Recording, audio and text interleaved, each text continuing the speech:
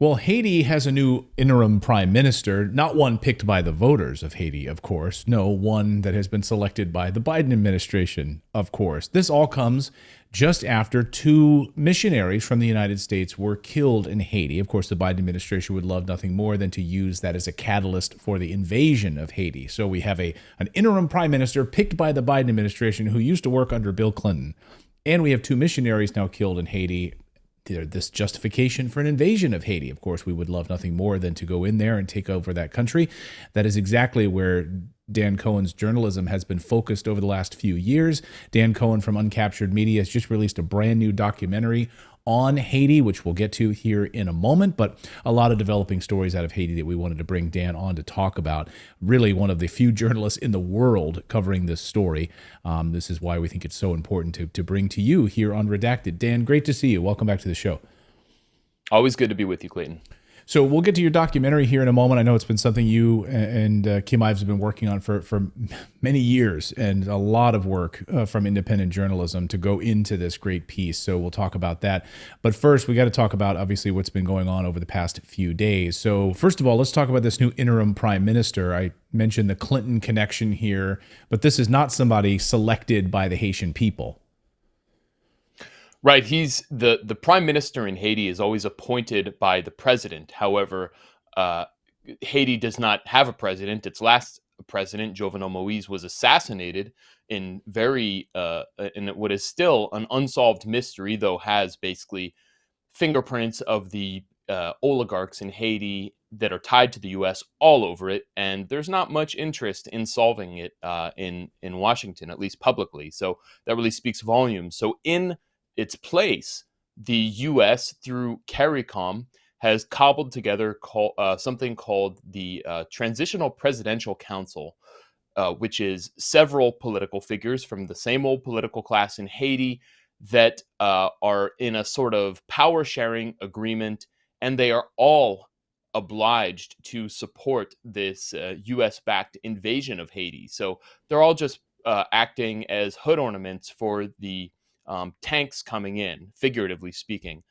So that is who appointed this new prime minister, Gary Coney, who's actually an old prime minister. He was the prime minister for 8 months, from 2011 to 2012, when basically Hillary Clinton was running the show. And just before that, he was Bill Clinton's bagman when Bill Clinton was the UN special envoy to Haiti in the aftermath of the earthquake. So he's basically just another puppet from the same political class, and the same political class that has made Haiti into what it is today is now claiming they have the solution, which is a foreign invasion supported by an unelected government. So you talked about after the earthquake, he was given $13 billion, I believe, to distribute in Haiti to help the people of Haiti. What happened to that money? Yeah, there was more than $13 billion raised, and all kinds of feel-good moments from the international community that were going to help Haiti in the aftermath of this horrific natural disaster. And in fact, the vast majority, in fact, 99% of that money just went to foreign NGOs. It just got washed right back into the coffers of NGOs here in Washington. So kind of like how Ukraine is a big money laundering scheme, the Haiti aid project in the aftermath of the earthquake was too. Only 1% of that $13+ billion went to the Haitian government. And there are entire books written about what a massive swindle this was. Now we have these two missionaries also killed from the United States. What happened here, and how is the Biden administration, the rhetoric coming out of Washington, D.C., being used to justify sending in military assistance from the United States to help stabilize this country? Yeah, so on May 23rd, there were two young American missionaries named David Lloyd III and Natalie Baker Lloyd. They were a young couple, and they were killed in a home, in the compound they live in.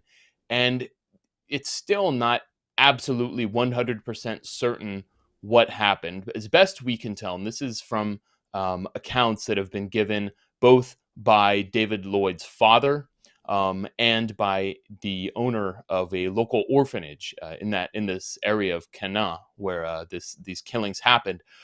There was an armed group called the Pier 6 gang that went and basically robbed them, tied them up, robbed them, just tried to clean out the place.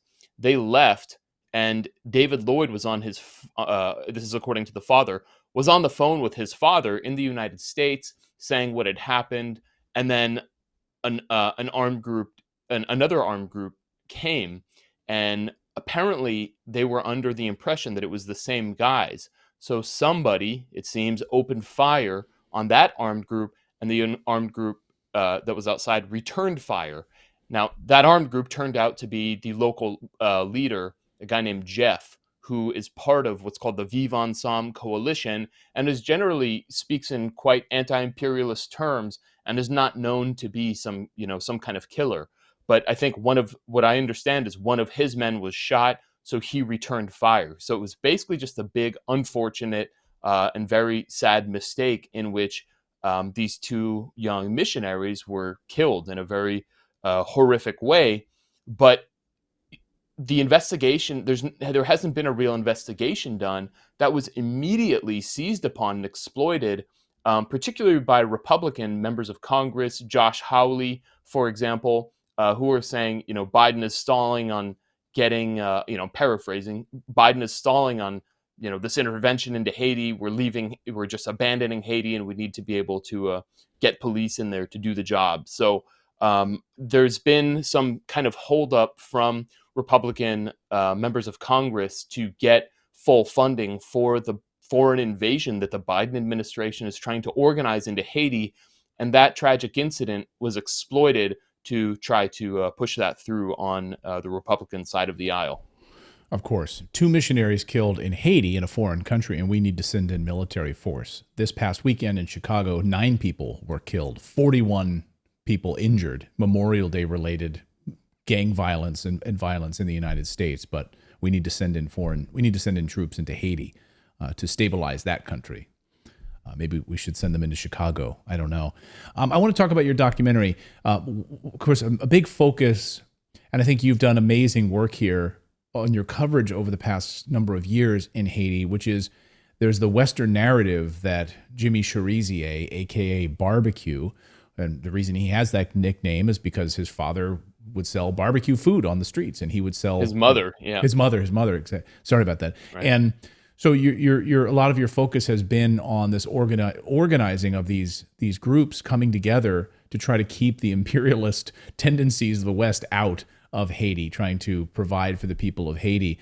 Can you talk a little bit more about that and what your documentary, again, you've been working on this for years now, and I'm so glad to hear that it's finally out. Give us the title, where can people buy it, and tell us what it's all about. Yeah, so the latest documentary we did, is kind of a continuation of the coverage of Haiti that we've been doing. First, we released the 3-episode series, Another Vision, which you can find on my YouTube, on Uncaptured Media's YouTube. It's also Another Vision Haiti.com. You can see it there. And then, of course, the work we did with Redacted when we were down there in November 2022, covering the standoff at the Vera fuel terminal. And so the latest piece we've done we've been working on for most of the past year. It involved 2 trips to Haiti, one in August of 2023 and one in February of 2024. We were there right before kind of everything kicked off. And so Jimmy Cherizier, known as Barbecue, basically for years has been trying to get the armed groups of the different neighborhoods to stop fighting and abandon criminal activity. And he had been fighting against them to basically defend his own neighborhood. But the whole time his message was, let's stop fighting and let's turn our weapons against the elite criminal class that gives us these weapons and these bullets and imports them so we can shoot at each other and kill each other. And so finally, as Biden has organized this foreign invasion that really the number one target is Cherizier, that his message has resonated more. Cherizier's message has resonated more, and he finally succeeded in getting a coalition called Vivre Ensemble, or Live Together, into cementing this. And that's what we show in this documentary episode. So it's called Haiti Intervention versus Revolution. And we document the rise of this phenomenon, Vivre Ensemble, warts and all. I mean, we were down there in August, right when they announced it, and he was pretty optimistic. And then we were down there in February, right before everything happened, and he was basically it was not working out. It had sort of taken a step back. There was fighting between some of the armed groups, but with Ariel Henry going to Kenya in late February in order to basically get a U.S.-backed Kenyan force inside Haiti, that compelled the groups to set aside their differences and go, and basically they attacked the airport. So Ariel Henry, the U.S. appointed, universally reviled prime minister who was never elected, so they shut him out. So basically the U.S. has now turned to this transitional presidential council. So if you read the U.S. media, you'll just hear that Barbecue is a cannibal and he's a terrorist. And what we wanted to do is show that in his neighborhood and around his neighborhood, he has very deep support, that he's actually protecting people, contrary to U.S. media portrayal, and that even people from other neighborhoods that have been attacked by criminals, they come to Cherizier's neighborhood to be able to survive, and he provides for them. And also he provides vendors in markets, from markets that have been taken over by criminal groups. They're able to sell their wares and basically survive under his watch. So I want to show a clip from the documentary. Même longtemps they a parlé de barbecue bon bagay. Barbecue bon bagay. C'est lik ba nou ti souf qui fait nous ka marcher là. So bandi yo pas plus attaquer là. Non, barbecue bon bagay. Nous pas besoin Ariel. Nous babé à Ariel encore, vive babé. Ouais.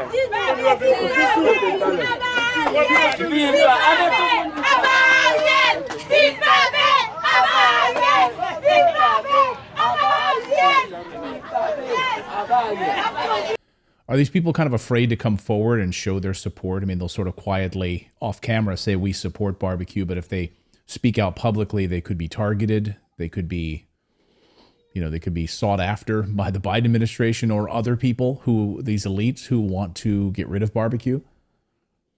Definitely, people in those areas are afraid to have their faces on camera. That's why you saw the one man with like a kind of sack over half of his face. Others that a lot of people just wouldn't speak on camera because they're afraid if they go into the outside of that area, they can be targeted by police. They can be targeted by other armed groups that maintain their involvement in criminal activity. So there's broad support, but people are frankly afraid to voice it. Well, the new documentary, which is a continuation of all the work you've been doing over the years, the new documentary is called Haiti Intervention or Revolution. If you want to educate yourself on what is happening in Haiti, you want to educate yourself on how the West manufactures consent to invade these countries and destabilize these countries, I think this is really an important moment because your journalism here has shown the world the truth. And this has been an absolute thorn in the sides of the Biden administration and the United Nations, who, of course, been trying to intervene and trying to send troops and trying to destabilize this country for many, many years. So this is exactly the power of journalism right here. We'll have a link in the description below. People can check out the new documentary, Haiti Intervention or Revolution. Dan, great to see you. Thank you so much for the great work, as always. Always appreciate it. Thank you, Clayton.